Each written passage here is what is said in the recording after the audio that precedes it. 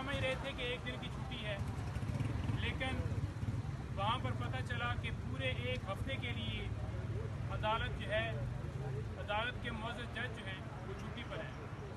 देखिए, बात ये है कि तोशाखाना केस के अंदर हंगामी बुनियादों के ऊपर कार्रवाई की गई। हर रोज़ उस केस की समाअत फिक्स कर दी जाती थी। छुट्टियों के अंदर भी अदालत लगाई गई। जुम्मे के बाद भी जब छुट्टी हो जाती थी उसके बाद भी अदालत लगाई गई। और ये डिले एक टैक्टिस की जा रही है।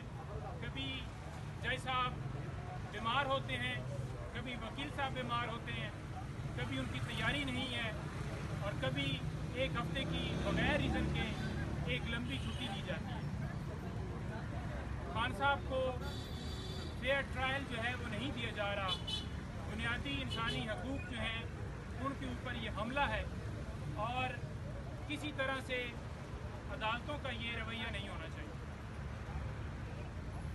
24 अदालतों के एडमिनिस्ट्रेटिव जज जिनके पास हमने आज दरख्वास्त दी कि आज आप ड्यूटी जज हैं और मेहरबानी फरमाकर आप इस केस की समाअत करें, उन्होंने ये कहा कि ये नोटिफिकेशन बाकायदा तौर पर हुआ है और मैं इस केस की समाअत जो है नहीं कर सकता, क्योंकि जो ऑफिशियल सीक्रेट एक्ट के तहत अदालत बनाई गई है वो अलग से ऑर्डर है और मेरे पास उसकी जुरिस्डिक्शन नहीं है।